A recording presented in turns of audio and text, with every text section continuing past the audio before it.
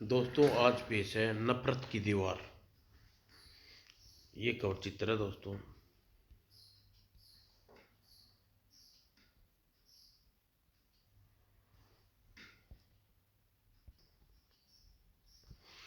जयगढ़ के राजमहल के मुख्य त्रिभु त्रिभुवनपुर के राजा वेंकटेश की बारात पहुंची। रायगढ़ के राजा पूर्णमल ने आगे बढ़कर बारात की अगवानी की। पूर्ण राज के सम्मान के साथ बारात का स्वागत सत्कार किया। तत्पश्चात वधु वेश में सजी राजकुमारी राजगढ़ की राजकुमारी कृष्णा वर वेंकटेश के समीप पहुंच गया। राजन, अब राजकुमारी कृष्णा के गले में यह मंगलसूत्र पहना दीजिए। लेकिन जैसे ही राजा वेंकटेश ने राजकुमारी कृष्णा के गले में मंगलसूत्र पहनाना चाहा, ओह सरप! और राजकुमारी कृष्णा को डसकर वह सरप वहां से चला गया। कृष्णा बेहोश होकर पृथ्वी पर गिर पड़ी और विष प्रभाव से उस पर होने लगा। कृष्णा, बेटी आंखें खोलो। विवाह का कार्यवाही रोककर बेहोश कृष्णा को उसके कक्ष में ले गया। वहां राजवैद्य ने उसका निरीक्षण किया। महाराज, विष अपना प्रभाव दिखा रहा है, तो क्या करा? महाराज, राजकुमारी सुरक्षित आ चुकी है। ओह मेरी बच्ची! राजा पूर्ण राजकुमारी कृष्णा के सब पर फूट फूट कर रो पड़े। और कुछ देर पहले जहां मंगल ध्वनियां हो रही थी, अब वहां उल्लास का वातावरण था। वहीं अब चारों तरफ गम का माहौल और अनगिनत वातावरण में राजकुमारी कृष्णा को अंतिम संस्कार किया गया। राजा वेंकटेश राजकुमारी कृष्णा का अंतिम संस्कार के बाद बारात को तिरुवनंतपुर वापस लौट गया। इस घटना के एक माह पश्चात एक दिन जैतपुर के राजा जैत सिंह ने राजा वेंकटेश के पास आए। राजन, हम अपनी पुत्री सैलानी का विवाह आपसे करना चाहते हैं। महाराज, यह मेरे लिए परम सौभाग्य की बात होगी, पर मुझे यह संबंध स्वीकार है। इस बार फिर राजा दूल्हा वेंकट दूल्हा बना और बारात जैतपुर पहुंची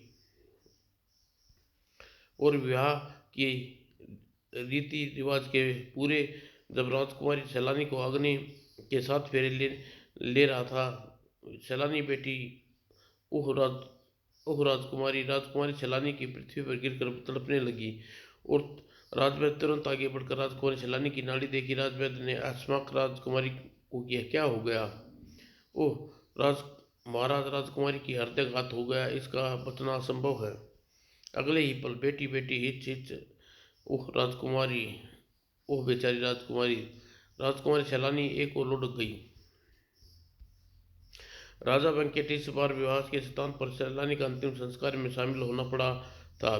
बार बार मेरा बार बार मेरे साथ यह क्या हो रहा है? हर बार विवाह की वेदी पर मुझे होने वाली पत्नियों की मृत्यु हो जाती है। यह दुर्घटना के बाद राजा वेंकटेश ने विवाह हेतु 5 बार घोड़ी पर चढ़े। 5ों बार ही विवाह वेदी पर उसकी दुल्हन ने दम तोड़ दिया। यह देख विवाह नाम से उसे तृष्णा हो गई। लोग के सामने अब मेरी बात जग हसाई हो चुकी है। अब मैं भूल कर भी विवाह की बात मन में नहीं लाऊंगा। और राजा वेंकटेश प्रधानमंत्री वायु से यदा कदा उनसे विवाह की विषय में राजी करने के लिए उन्हें इस विषय में वार्तालाप करना रहता था। वेंकटेश हर बार विनम्रतापूर्ण अनुरोध को टाल दिया करता। एक दिन, महाराज, इन दिनों राज्य के वरुण देश नाम का एक जग प्रसिद्ध देवताचार्य आए हुए हैं कि वे कहते हैं कि हस्तरेखा लेकर प्रचंड पंडित हैं। आप उन्हें अपनी हस्तरेखा क्यों नहीं दिखाते? ज्योताचार्य जी, मैं अपनी हस्तरेखा दिखाऊं, लेकिन किस विषय में प्रधानमंत्री जी? किस बात की कोई कमी नहीं है। महाराज, आप अभी तक अविवाहित हैं, क्या यह सबसे बड़ी कमी नहीं है? राजा वरुण के ज्योताचार्य को अपना हाथ दिखाकर आप अपना यह मालूम कीजिए कि आपका विवाह कब और क्यों होगा। प्रधानमंत्री जी, आप अब भी मेरे विवाह की आशा लगाए बैठे हैं। मेरे विवाह की वेदी की दुर्घटनाएं आप भूल गए क्या? महाराज, आप अपनी दुर्घटनाएं महाराज, आपके साथ जो दुर्घटनाएं घटी हैं, अभी तो अपने ज्योताचार्य की आप हस्तरेखा दिखाने का अनुरोध कर रहा हूँ। सुना है वह ज्योताचार्य की जीवा में साक्षात लक्ष्मी बसती है और जो भविष्य वाणी करते हैं वह अत्यंत सत्य उभरती है। आप मेरी मानिए, केवल एक बार जोतासारी जी को बुलाकर अपनी हस्तरेखा दिखाई नहीं प्रधानमंत्री जी। अब हमारे मन में विवाह का कोई चाव नहीं रहा है। लेकिन वामनेश्वर बार बार अनुरोध करने पर आखिर वेंकट को कहना ही पड़ा, ठीक है प्रधानमंत्री जी, आप इतना अनुरोध कर रहे हैं तो हम जोतासारी वर्णों के महल में बुलाएं। मुझे खुशी है महाराज, आपने मेरा अनुरोध स्वीकार कर लिया। और अगले दिन जोतासारी हम जानना चाहते हैं हमारा विवाह कब और होगा या नहीं होगा। जोतासारी बहुत देर ध्यानपूर्वक वेंकट के हाथ से रेखा का अध्ययन करता रहा। तत्पश्चात, क्षमा करें राजन, आपके हाथ में विवाह योग्य नहीं है। जो भी कन्या विवाह हेतु वेदी पर दुल्हन बनकर आपके समीप बैठेगी वह मृत्यु हो जाएगी। आपकी हस्तरेखाएं बता रही हैं अब तक आपने अपने साथ 7 बार ऐसा हादसा हो चुका है। द्वितीयाचार्य जी, मेरे साथ बिल्कुल वैसे ही घटा जैसे आपने कहा। अब यह भी बताइए, मेरे साथ विवाह की रेखा क्यों नहीं है? राजन, आपने पूर्व जन्म में पापों के कारण ही इस जन्म में आपका विवाह की रेखा नहीं बनी। ओह, मैं इस जन्म में अपने पुण्यों के लिए कुछ पापों का फल भुगत रहा हूँ। जोताचार्य जी, क्या कोई ऐसा उपाय नहीं है जिससे पुण्य जन्म में पाप का प्रायश्चित कर सकूं? उपाय है राजन, लेकिन आप एक नियम बना लीजिए कि क्यों अपने दरबार में जो कोई भी जो सवाली आए उसे अपनी खाली खाली झोली भर दे। तब वह सवाली आपको दुआएं देगा और दुआ दरबार से जाएगा। उन दुआएं के प्रभाव से आपके पूर्ण जन्म में पापों का प्रायश्चित हो जा सकता है। ठीक है जोताचार्य, हम ऐसा ही करेंगे। जोताचार्य के जाने के बाद राजा वेंकटेश ने प्रधानमंत्री वामदेव को बुलाया और आदेश दिया, प्रधानमंत्री, आज से ही मुक्त हस्त और गरीब को दान देने की व्यवस्था की कर दी जाए। याद रहे कि हमारे द्वार हम पर आया कोई भी सवाली निराश होकर न जाए। इसका प्रबंध हो जाएगा राजन। कृपया यह बताइए कि आपकी हस्तरेखाएं देखकर जोताचार्य ने आपके विवाह के विषय में कुछ भविष्यवाणी की? प्रधानमंत्री जी, जोताचार्य के अनुसार हमारे हाथ में विवाह की रेखा नहीं है। तो क्या आपका विवाह नहीं होगा राजन? हाँ प्रधानमंत्री जी, हमारे भाग्य में सिर्फ कुंवारा रहना लिखा है। लोग आज से हमें अब सुकनी दुल्हा मानते हैं, कल भी मानते रहेंगे और हमारा नियमित है। ओह, वामदेव कुछ जानकर निराश हुई और वह वेंकट के आदेश पर गरीबों को दान देने की व्यवस्था शुरू कर दी। राजमहल में दान देने वाले की भीड़ एकत्रित होने लगी। राज कर्मचारी दान बांटने में जुटे लगे। राजा वेंकट को दुआ दीर्घायु करे। लोग दान लेते और राजा को दीर्घायु दुआएं देते चले जाते। धीरे धीरे चारों ओर राजा वेंकट की दानशीलता की चर्चा फैल गई। कवि वेंकट स्वयं महल में के बाहर लोगों को दान देता था।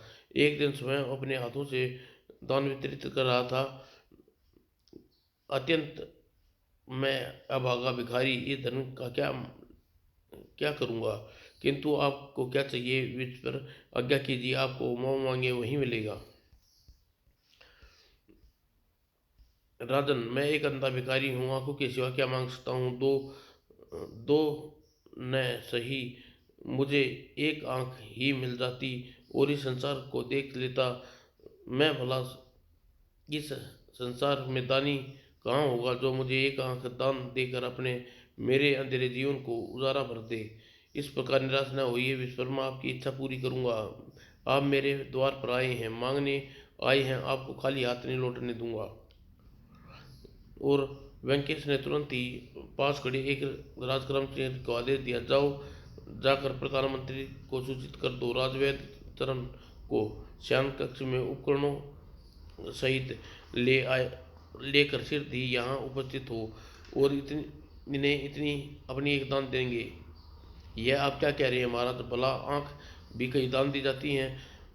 तुमने जो कहा गया वह आदेश का पालन करो और वाद विवाद न करो। तब राजकुमार कर्मचारी चुपचाप प्रधानमंत्री वामदेव को बुलाने चला गया और कुछ देर बाद घबराया हुआ वामदेव और राजवैद्य चरम वहां पहुंच गए। महाराज, यह क्या सुन रहा हूँ? आप अपनी एक आंख दान दे रहे हैं? आपने ठीक सुना प्रधानमंत्री जी, हम अपनी एक आंख विश्व को दान दे रहे हैं। महाराज ऐसा अनर्थ न कीजिए, यह भिखारी दान की आँख ही चाहता है तो इसे के लिए आँख की व्यवस्था की जा सकती है। आप व्यर्थ में अपनी आँख निकाल कर क्यों कष्टदायक पीड़ा सहना चाहते हैं? नहीं प्रधानमंत्री जी, दान हम दे रहे हैं इसलिए पीड़ा सहना हमारा कर्तव्य है। और वेंकटेश ने कथन पर वन सुन वामदेव परेशान हो उठा। फिर राजा वेंकटेश ने राजवैद्य से कहा, राजवैद्य हमारी एक आंख निकाल कर चिकित्सा द्वारा निकाल लीजिए। और राजा का विवश होकर राजवैद्य ने वेंकटेश की दाई आंख को शल्य चिकित्सा द्वारा निकालने में जुट गया। उप कितना दर्दनाक दृश्य है। वेंकटेश चुपचाप सारी पीड़ा सहता रहा। और कुछ देर बाद, लो विस्पर, मेरी आंख स्वीकार करो। राजन, आपकी आंख से मेरा कुछ भला नहीं होगा। इस प्रकार तो मैं काना रहूँगा। आप इसलिए मेरी इच्छा है कि आप अपनी दूसरी आंख भी मुझे दान दे दीजिए। मैं अकेली आंख नहीं लूँगा, आप इसे अपने पास रख लीजिए। विस्पर, दान में दी गई वस्तु भला कभी वापस नहीं ला जाती। तुम फिक्र न करो, तुम्हें दूसरी इच्छा भी पूर्ण करूँगा। उतना कहकर राजा वेंकटेश राजवैद्य को चरम दूसरी आंख भी निकाल कर देने को कहा। राजा वेंकटेश की बात सुनकर लोग तड़प उठे। नहीं महाराज, नहीं, आपने ऊपर इतना अत्याचार मत कीजिए। राजन इस प्रकार आप अंधे हो जाएंगे।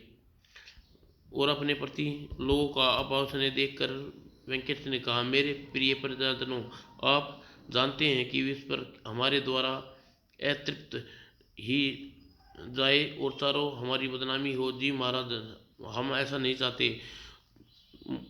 फिर मुझे कर्तव्य से क्यों रोकना चाहते हो? यदि तुम्हारे अपनी दूसरी आंख दान देने देने दो और तुम्हारा आभारी रहूँगा।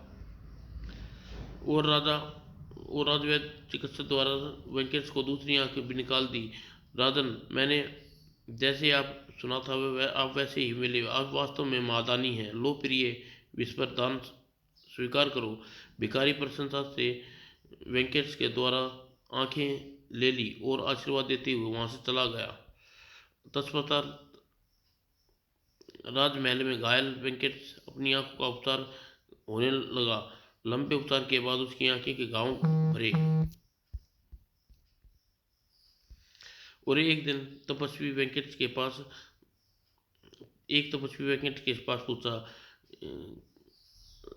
पूज्यवर, आपकी क्या सेवा कर सकता हूँ? राजन, मैं कुछ दान लेने नहीं अपितु कुछ भेंट करने आया हूँ। पूज्यवर, आपकी कृपा से मेरे पास सब कुछ है। आदेश ने मुझे किस प्रकार सेवा करूं? राजन, मैं जानता हूं कि तुम्हारे पास सब कुछ होते हुए भी एक वस्तु की कमी है, और वह है तुम्हारी आंखें। और तुम्हारी दानवीरता की प्रशंसा होकर तुम्हारी दोनों आंखें तुम्हें देना चाहता हूँ। और आदेश, मैं दान देता हूँ, किसी का दान स्वीकार नहीं करता। मैं आपकी दोनों आंखें दे चुका हूँ। अब आंखें पाने की इच्छा मेरे मन में नहीं है। राजन, शायद आपने मुझे पहचाना नहीं। पूज्यवर, मैं अंधा हूँ, किंतु आपकी आवाज़ सुनते ही आपको पहचान गया। आप ही वे हैं जो दोनों आंखें लेके गए थे। राजन, निश्चित ही आपने मुझे सही पहचाना है। मैं अंधा भिखारी बनकर आपके दोनों आंखें नेत्र मांग कर ले गया था। क्यों पूज्यवर? राजन, मैं आपकी दानवीरता की चर्चा सुनी थी। आपकी दानवीरता की परीक्षा लेने के लिए मैं अंधा भिखारी बनकर आपके पास आया। और राजन, आप वास्तव में महादानी हैं। असीम कष्ट सहकर आपने अपनी दोनों आंखें मुझे दान में दे दी। मैं वहीं दोनों आंखें लेकर आया हूँ। इन दोनों आंखों को मुझसे ले लीजिए। अपने पूर्वजन्म के पाप पर प्रायश्चित कीजिए। पूर्वजन्म के पापों का प्रायश्चित? हाँ राजन, मैं अपने पूर्वजन्म के पाप का प्रायश्चित करने के लिए आपके पास इन जन्म में आपकी आंखें और देनी होंगी। इन आंखों का असली उत्तराधिकारी मैं नहीं अपितु कोई और है।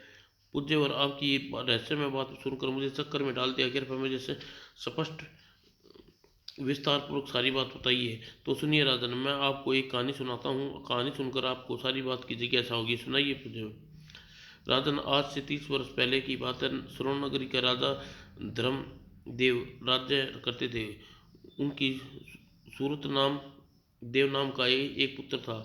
एक बार धर्मदेव की पत्नी शारदा रोग शयन कक्ष में पड़ी तो फिर नहीं उठी। लंबी बीमारी के पश्चात उसका सर्ववास हो गया। अबू, ओह महारानी, तुम हमें साथ छोड़कर चली गई। पूर्व राज्य के सम्मान के साथ राजकुमारी शारदा का अंतिम संस्कार किया गया। अधेड़ राजा धर्मदेव अपने कुछ दिनों की महारानी शारदा का मृत्यु शोक बनाया। उसके पश्चात एक पड़ोसी कन्या से पुनः विवाह कर लिया। राज्य महाराज ने यह क्या सूझी, युवा पुत्र के होते हुए कम उम्र की कन्या से विवाह कर लिया। सचमुच महाराज ने यह अच्छा नहीं किया। सूर्यदेव अपनी माता चंद्रिका के सगी माता की तरह मानता था, सम्मान करता था। आपने पुत्र को आशीर्वाद दीजिए। युवा चंद्रिका पुत्र के रूप में स्वीकार न कर पाई और राजा धर्मदेव से चंद्रिका की चापलूसी में लगा रहता था। बस महाराज, मेरी इतनी प्रशंसा न कीजिए, मैं भूल कर कुपा हो जाऊं। चंद्रिका तुम्हें से ज़्यादा सुंदर हमारे रूप की आगे अप्सराएं भी पानी भरती हैं। रानी चंद्रिका के चरित्रहीन थी। उसके हाव भाव देखकर राजा धर्मदेव को छोटे भाई करमदेव ने एक दिन उसका हाथ पकड़ लिया और चंद्रिका का ने उत्साह सा प्रतिशोध किया। भाई जी, महाराज को बुढ़ापे में यह क्या सूझी? भाभी भाई जी ने बुढ़ापे में यह क्या सूझी? तुम जैसे रूमान से विवाह कर लिया।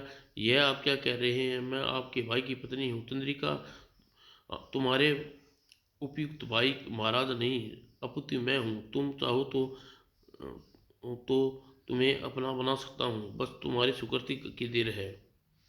क्या ऐसा हो सकता है? क्यों नहीं हो सकता? इसके लिए हम धर्मदेव को और सूर्यदेव को अपने रास्ते से हटाना होगा। यह आप क्या कह रहे हैं? चंद्रिका, अच्छी तरह सोच लो। यदि तुम मेरा प्रस्ताव स्वीकार हो तो मैं तुम्हें योजना बताऊं। और यह चंद्रिका सोच में पड़ गई। कुछ देर सोचकर वह कर्मदेव से बोली, आपने मुझे आपका प्रस्ताव स्वीकार है, अब आप मुझे अपनी योजना बताइए। तो सुनो चंद्रिका। और धर्मदेव ने धीरे धीरे अपनी योजना समझाने लगा। वो सारी योजना चंद्रिका को समझाने के बाद चंद्रिका, वैसे वैसे तो हम आज ही पुता पुत्र को दोनों को राह से हटा सकते हैं, लेकिन इसके लिए हमें थोड़े धैर्य और से काम लेना होगा और योजना अनुसार सारा काम करना होगा, ताकि रत्नातन की प्रजा हम दोनों को षड्यंत्र की तरह की भनक न हो। यदि आप ठीक कह रहे हैं कर्म देव जी। और फिर योजना के अनुसार अगले ही दिन राजा धर्म सिंह के पास जाकर बोला, भाई जी, बहुत दिन हो गए हम दोनों इकट्ठे वन में क्रिकेट खेलने नहीं गए। तुम कहते हो तो हो कर्मदेव, हम आज ही आकेट पर चलने का प्रबंध करते हैं। और कर्मदेव तैयार हो कर्मदेव ने आकेट करने के लिए उद्देश्य से महल में चलने लगा। स्वामी, मैं आपके बिना महल में अकेली क्या करूँगी? मुझे भी अपने साथ ले चलिए। रानी, तुम स्त्री हो, तुम वन में दुहन यात्रा सहन नहीं कर पाओगी। तुम महल में ही रहो, हम आकेट करने करके सिद्ध ही लौट आएंगे और पीछे से सूर्यदेव तुम्हारा पूरा ध्यान रखेगा। सूर्यदेव आवश्यक निर्देश देकर कर्मदेव के साथ वन में चले गए।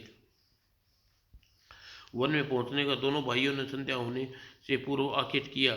तत्पश्चात कर्मदेव राजा धर्मदेव से बोला, भाई जी, आज तो खूब आकेट किया, फिर भी मेरा मन अभी आकेट से भरा नहीं। तो क्या हो गया? हम आज यहीं में रुक जाते हैं और कल पुनः आकेट करके अपने राज्य में वापस जाएंगे। धर्मदेव तुरंत सैनिकों को वन में शिविर लगाने का आदेश दिया और शिविर लग गया। दोनों भाई शिविर में आराम करने लगे।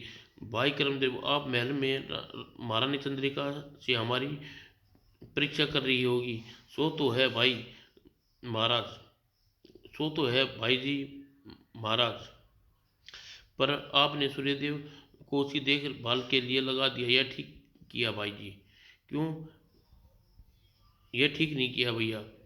क्यों, इसमें क्या गलत है? वह उसकी माँ हर बेटे के पिता की अनुपस्थिति में अपनी माँ का ख्याल रखना ही चाहिए।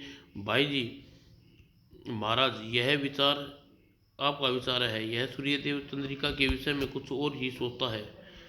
क्या सो, क्या सोचता है वह रानी चंद्रिका के विषय में? भाई जी, मैं आप सुन नहीं पाएंगे, फिर भी आपको बताना पड़ेगा। सूर्यदेव रानी चंद्रिका को गलत दृष्टि से देखता है। यह तुम क्या कह रहे हो कामदेव? ये ऐसा कैसे हो सकता है? मैं सच कह रहा हूँ भाई जी महाराज, मैंने अपनी आंखों से सब कुछ देखा है। एक दिन रानी चंद्रिका महल में गलियारे में जा रही थी तो सूर्यदेव उसके हाथ पकड़ लिया। उस ऐसे शब्द कहे जो एक बेटे को अपनी माँ के कदापि नहीं कह सकने चाहिए। कर्मदेव ने झूठा किस्सा घड़कर धर्मदेव को सुनाया। कर्मदेव ने पूरी कहानी सुन धर्मदेव का खून खोल उठा। ओह, सूर्यदेव अपनी इतनी नीचता पर उतर आया है, इस बात को मैं सपन में भी कल्पना नहीं कर सकता था। यह मजाल रत्नागिरी पहुंचकर उसकी इस दृष्टा की सजा अवश्य दूंगा। सूर्यदेव को सजा अवश्य मिलनी चाहिए। भाई जी महाराज, अपने कार्य को इतनी घृणित किया है। कर्मदेव बहुत देर तक धर्मदेव की सूर्यदेव को प्रति भटकाता रहा और उस उधर एक दासी सूर्यदेव के कक्ष में पहुंची। माँ ने आपको कक्ष में बुलाया है। इस समय युवराज मार आपको महारानी जी ने कक्ष में बुलाया है। सूर्यदेव सोच में पड़ गया।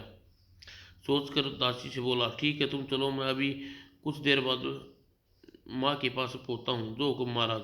यह कहकर दासी लौट गई और सूर्यदेव झटपटा कर तैयार होकर चंद्रिका कक्ष में पहुंचा। कहिए माँ, इस समय क्यों याद किया मुझे? सूर्यदेव की बात सुनकर चंद्रिका बोली, सूर्यदेव, मैं तुम्हारी माँ लगती हूँ? क्या मैं तुम्हारी माँ लगती हूँ? उम्र में तुम मुझसे बड़े हो। दरअसल हम दोनों पति पत्नी होना चाहिए। चंद्रिका की कथन सुनकर सूर्यदेव चौंका और आश्चर्य से चंद्रिका की ओर देखा। आप क्या कह रही हैं माँ?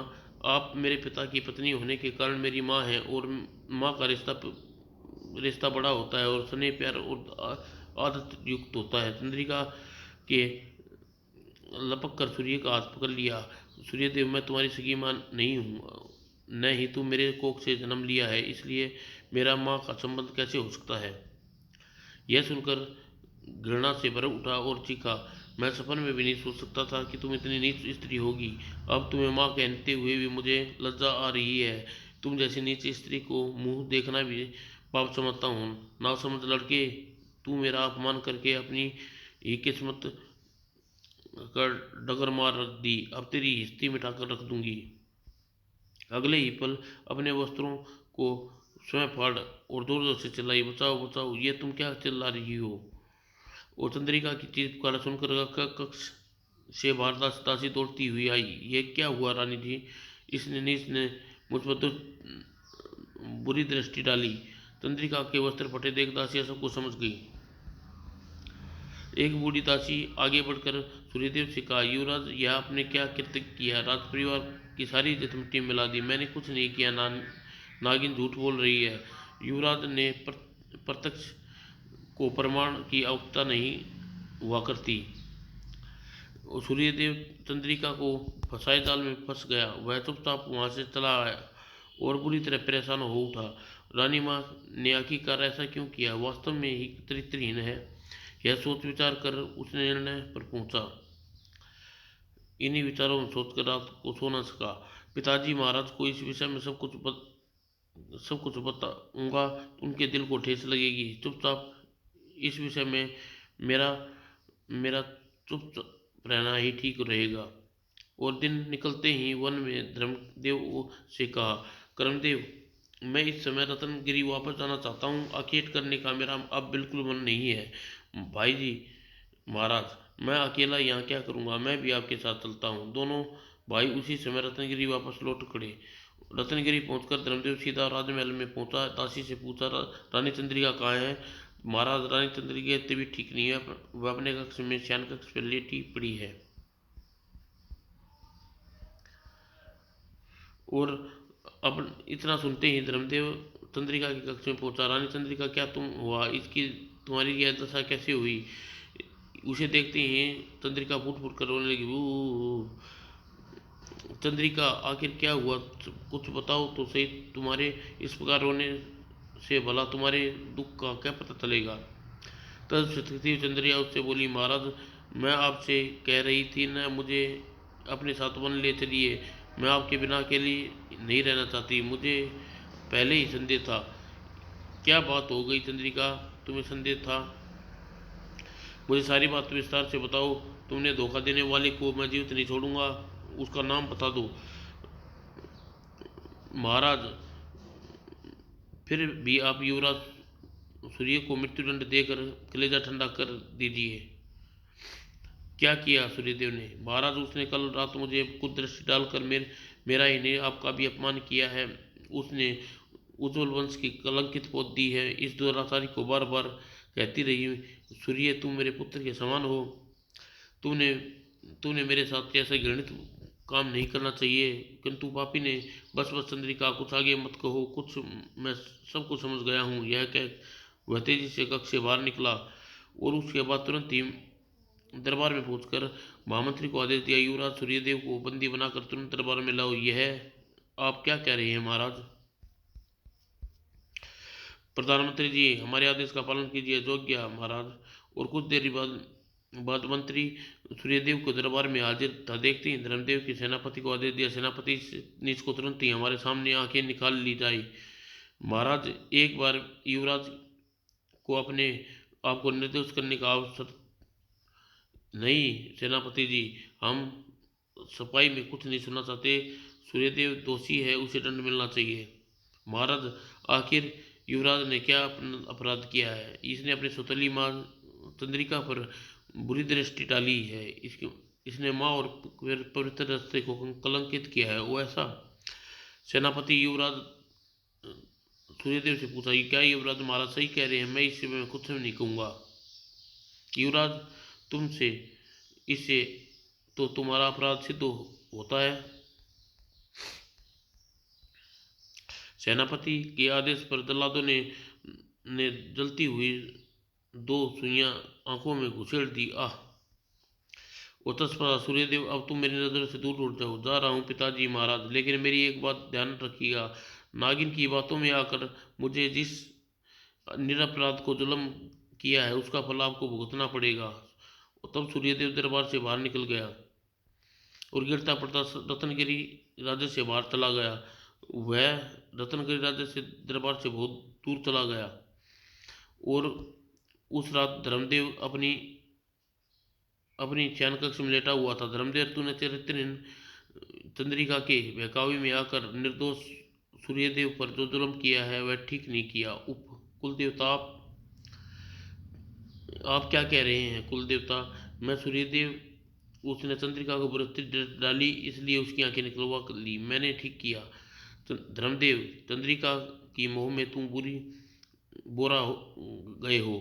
जाओ, जाकर देखो तुम्हारी सती सावित्री पत्नी इस समय अपने शयन कक्ष में क्या गुल खिला रही है। वहां का दृश्य देखकर तुम अपनी गलती का अभ्यास हो जाएगा। यह कहकर वह कुलदेवता अदृश्य हो गई। जब धर्म अब धर्मदेव सोचने लगा, मुझे चंद्रिका के शयन कक्ष में जाकर देखना चाहिए, आखिर क्या माजरा है, चंद्रिका क्या गुल खिला रही है। और वह ठीक उसी समय चंद्रिका के शयन कक्ष में चल दिया। और जब चंद्रिका के कक्ष से बाहर पहुंचा, हाँ हाँ, देखा चंद्रिका, मेरी योजना का कमाल। भैया ने स्वयं आदेश पर सूर्यदेव की आंखें निकाल ली। अरे अरे, यह तो देव की आवाज़ है। और चंद्रिका के कक्ष में क्या कर रहा है? और फिर कक्ष में चंद्रिका और कामदेव से कह रही थी, करमदेव, सचमुच आपने बहुत ही अच्छी योजना बनाई। सूर्यदेव को अंधा हो गया, हमारी राह से हट गया, अब इस बूढ़े धर्मदेव को हटाना है। हाँ, यह भी कार्य सिद्ध ही करना होगा, तभी तुम मेरी रानी बनोगी और रत्नगिरी का राजा बनूंगा। ओह, तो यह है करमदेव और चंद्रिका ने मेरे विरुद्ध रचा है षड्यंत्र। और म्यान से तलवार निकालकर वह कक्ष में पहुंचा। दुराचारियों, तुमने मेरे निर्दोष पुत्र को मरवा दी, पुत्र को अंधा करवा दिया। अब तुम अपनी मर्यादा की कालिक पोंखते रहे हो, तुम्हें जीवित नहीं छोड़ूंगा। अगले ही पल धर्मदेव आगे बढ़कर वार करता कर्मदेव ने अपनी कटार उसके पेट में घोंप दी और धर्मदेव कटे वृक्ष की तरह पृथ्वी पर गिर पड़ा और तड़पने के पश्चात प्राण त्याग दिए। यह देख चंद्रिका भयभीत होकर कर्मदेव से कहा, यह आपने क्या किया? चंद्रिका ने हमारी बातें सुन ली थी और आगे मरना ही उचित था, जल्दी ही इसका खात्मा हो गया। यह अच्छा ही हुआ, देखो अब क्या खबर फैलाता हूँ। कर्मदेव ने लाश को शयन कक्ष में लिटा आया और दूसरे दिन कर्मदेव ने विश्वासपर सेवक को यह खबर फैला दी, पुत्र योग की स्थिति में कल महाराज धर्मदेव ने कटार घोंप कर आत्महत्या कर ली क्या? और सिर दी सारे राज्य में यह समाचार बिजली की तरह फैल गया। कर्मदेव ने धर्मदेव के शव को पछाड़ खाकर घड़ियाली आंसू बहा रहा था। ओ भैया, यह तुमने क्या किया? स्वामी मुझे किसके सारे छोड़ गए? वो कर्मदेव को राज के सम्मान के साथ उसका धर्मदेव ने अंतिम संस्कार किया और सूर्यदेव अंधा होने के पश्चात राजा छोड़कर चला गया था। राजा धर्मदेव के कोई संतान नहीं थी। कर्मदेव को राजगिरी का सिंहासन बना दिया। मेरे अभिलाषित इच्छा पूरी हुई। राजा बनने के बाद कर्मदेव ने पुरोहित से कहा, पुरोहित जी, यदि आप आज्ञा दे तो एक कल्याण का कार्य करना चाहता हूँ। कौन सा कल्याण कार्य करना चाहती हूँ राजन? पुरोहित जी, मैं अब अविवाहित हूँ और महाराज धर्मदेव की विधवा रानी चंद्र युवा है। आप वह वैद्य किसी प्रकार काट पाएंगी। यदि आप अनुमति दे तो रानी चंद्रिका से विवाह करने की तैयार हूँ। इस प्रकार एक विधवा का कल्याण हो जाएगा और विवाह भी हो जाएगा। राजन, आपने बहुत उत्तम बात सोची है। विवाह की अनुमति देते हैं। और धार्मिक रीति के अनुसार चंद्रिका से धर्मदेव का विवाह हो गया और विवाह के पश्चात चंद्रिका, देखो हमने कितने छल से सब कुछ किया, किसी के कौन खाना खबर नहीं हुई। ये देश पर मेरा राज और अब तुम्हारा। स्वामी, आप मेरी हंसी उड़ा रहे हैं। आप तो मेरी हंसी उड़ा रहे हैं। यह क्या कह रही हो? शर्मा नजरें झुका ली। राजन, दुराचार कर्मदेव का चरित्र चंद्रिका और राजा धर्मदेव व युवराज सूर्यदेव की आहें कराहूं पर सपनों की दुनिया बसा तो ली, लेकिन सिर दिए उसके राज्य में अपने किए का फल मिला। चांदी चंद्रिका कोड़ी हो गई और कर्मदेव एक विरुद्ध अपने दोनों हाथ पांव गवा बैठा। युद्ध में अपने दोनों हाथ गवा बैठा। अब राजा अभंग और कर्मदेव कोड़ी। रानी रत्नागिरी राज्य पर राज कर रहा है।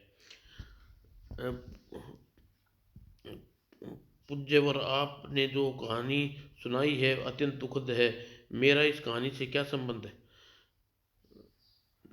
पूर्व जन्म में आप राजा वरुण थे। आपका अंधा पुत्र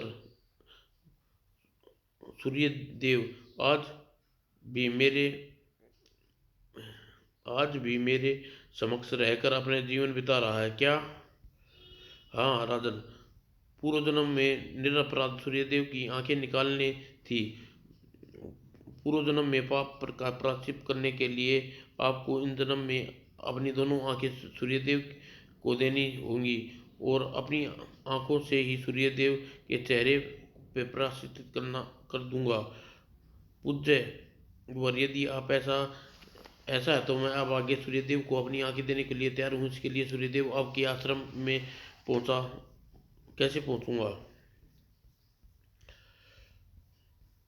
राजन, रत्नागिरी से अपमानित अंधा सूर्यदेव कई दिनों तक इधर उधर भटकता रहा। फिर उसे में जीने की उमंग समाप्त हो गई और वह 25 वर्ष पूर्व एक गंगा में स्नान करने गया तो ओह, यह युग गंगा की लहरों में डूब रहा है। इसको अपने बचाव के लिए चिल्ला क्यों नहीं रहा? और मैंने नदी में छलांग लगाई, तैरता हुआ युग तक पहुंचा और किसी तरह खींचकर नदी से बाहर ले आया। पेट में पानी भर जाने के कारण बेहोश हो चुका था। मैंने वो दाल लिटाकर उसे पेट से पानी निकालना प्रारंभ किया। जब वह पेट से भरा पानी निकाल दिया तो उसे होश आया। तुम नदी में गिर गए थे बेटे। अंधे होने की वजह से कोई कारण है क्या? मैं मैं स्वयं नदी में कूदा था, आत्महत्या करना चाहता था। आपने मुझे क्यों बचा लिया? बेटा, भगवान ने मानव का चोला तुम्हें इसी प्रकार गंवाने के लिए नहीं दिया। आत्महत्या करना पाप है। तुम्हारे मन में आत्महत्या का विचार कैसे आया? मेरी जगह आप होते तो आत्महत्या करने के नदी में कूद पड़ते। मेरे मेरे बाद बार कहने पर सूर्यदेव ने अपने विषय में विस्तार पूर्वक बताया। अपनी दुखद कहानी सुनकर मैंने दिलासा बंधाया। बेटे सूर्यदेव, कुदरत का ने तुम्हारे साथ बड़ा मजाक किया है, लेकिन हुआ कुछ हुआ ठीक ही हुआ। आज तुम मेरे आश्रम में रहोगे बेटे। और तभी से सूर्यदेव मेरे आश्रम में रहकर राजन बहुत बहुत ही सरल प्रवृत्ति का है। ओह पूज्यवर, आज पूज्यवर, आप मुझे सिर दी सूर्यदेव के पास ले चलिए, मैं उनसे मिलना चाहता हूँ। और वेंकटेश वेंकटेश उसी समय तपस्वी के साथ रथ में बैठकर आश्रम की ओर चल दिया। जब उसका रथ आश्रम के बाहर रुका, आ गए गुरुदेव। यह किसका रथ है? राजन, राजन, यह राजा सूर्यदेव है। ओह। तपस्वी रथ से उतरकर सूर्यदेव के पास आए। जानते हो सूर्यदेव, आज हमारे साथ कौन आए हैं? कौन है गुरुदेव? तुम्हारे साथ त्रिभुवन के राजा वेंकटेश आए हैं। राजा वेंकटेश, अपने पूर्व जन्म में तुम्हारे पिताजी धर्मवेश थे क्या? हाँ सूर्यदेव, पिछले जन्म के राजा वेंकटेश तुम्हारे धर्मदेव के रूप में तुम्हारी आंखें निकाली थी। इस जन्म में राजा धर्मदेव वेंकटेश के रूप में तुम्हें अपनी आंखें देने आए हैं। इसका दान स्वीकार करो। नहीं, नहीं, मुझे कोई आंखें कोई आवश्यकता नहीं है गुरुदेव। नहीं, मैं नहीं, आंखें नहीं लूँगा। सूर्यदेव, तुम्हें वेंकटेश की आंखें लेनी ही होगी, मेरी आज्ञा है। ओह गुरुदेव। तपस्वी के संयोग से राजा राजा अंते वेंकटेश को अपनी आंखें सूर्यदेव के चेहरे पर प्रकोशित कर दी। और तभी तपस्वी ने गंगा की बूंदें आंखों की जल की बूंदें सूर्यदेव की आंखों में डाली। और अगले ही पल मेरी आंखों की रोशनी लौट आई। मैं बिल्कुल साफ साफ देख सकता हूँ गुरुदेव। हाँ वेंकटेश, तुम्हारे पूर्वजन्म के पाप के प्रायश्चित हुआ। पूज्यवर, यह दुष्कर कार्य करके आपने संयोग से संपन्न हो सका। राजन, आप श्राप मुक्त हो गए हैं, लेकिन आप विवाह कर गृहस्थी जीवन बसा सकते हैं। पूज्य, मुझे अंधे को भला कौन अपनी कन्या का विवाह करेगा? इसी चिंता न करे राजन, आपकी आंखें ठीक किए देता है। और तपस्वी ने आगे बढ़कर वेंकटेश की दोनों आंखें खोल खाली स्थान पर हाथ फेरा। और अगले ही पल वेंकटेश खुशी से चिल्ला उठा, आह, मैं देख सकता हूँ। राजन, अब तुम अपने राज्य में वापस जा सकते हो। और वेंकटेश तपस्वी को प्रणाम कर प्रसन्न मुद्रा से वहां से लौट गया। तपस्वी सूर्यदेव के से कहा, सूर्यदेव, अब तुम्हें मेरे साथ रत्नागिरी चलना होगा। रत्नागिरी क्यों? तुम्हें रत तुम्हें रानी चंद्र का कोड़ी हो गई है और राजा करमदेव अपंग हो गए हैं, अपने जीवन से तंग आ गए हैं। रत्नागिरी पहुंचकर तुम्हें करमदेव का भार संभाल कर अपने ऊपर लेना होगा, ताकि दोनों पापी को मुक्ति के लिए तपस्या हेतु हिमालय पर्वत पर जा सके। वो तो क्या मुझे राजसी जीवन में लौटना होगा? हाँ सूर्यदेव, तुम राजसी परिवार के हो, वहीं लौटना होगा। तुम्हारा लंबा वनवास समाप्त हो जाएगा, जैसे आपकी आज्ञा गुरुदेव। और अगले ही दिन सूर्य देव ने रत्नागिरी पहुंचे। ओह एक लंबे अंतराल के बाद अपने पैतृक राज्य वापस लौटने की कैसी खुशी अनुभव हो रही है। और दोनों राजमहल में कर्मदेव के पास पहुंचे। राजन, जानते हो मेरे साथ कौन है? ये आप आपके कोई शिष्य हैं होंगे पूज्यवर। नहीं, ये मेरे शिष्य नहीं, अब तुम्हारा भतीजा सूर्यदेव है, जिन्होंने वर वर्षों वर्ष पूर्व राजा धर्मदेव ने अंधा कर राज्य से निकाल दिया था क्या? हाँ राजन। हाँ राजन, और यह तुम्हारी तुम्हारी वह तंत्रिका द्वारा रचे षड्यंत्र के कारण हुआ था क्या? कर्मदेव ऐश्वर्याचित घटना से संपृक्त होकर सूर्यदेव को देखता रह गया और सहसा रोते हुए सूर्यदेव के चरणों में गिर पड़ा। बेटा मुझे माफ कर दो, मैं तुम्हारे बड़े भाई महाराज को साथ घोर अन्याय किया है, उसका फल मैं अपंग होकर भोग रहा हूँ। सूर्यदेव ने उत्साह और उन्हें सांत्वना दी। कोड़ी चंद्रिका सूर्यदेव के विषय में पता चला तो वह भी दौड़ी दौड़ी आई। मैं तुम्हारे गुनाहगार हूँ बेटा, मुझे पापिन को कारण यह राजवंश में इस प्रकार कष्ट हुआ। माँ, इन्होंने तुम्हें कोई गलती नहीं थी, ये सब तुम्हारे भाग्य का खेल था। कर्मदेव ने रत्नगिरी के राजा को सौंप दिया। आज से मैं सूर्यदेव को रत्नगिरी का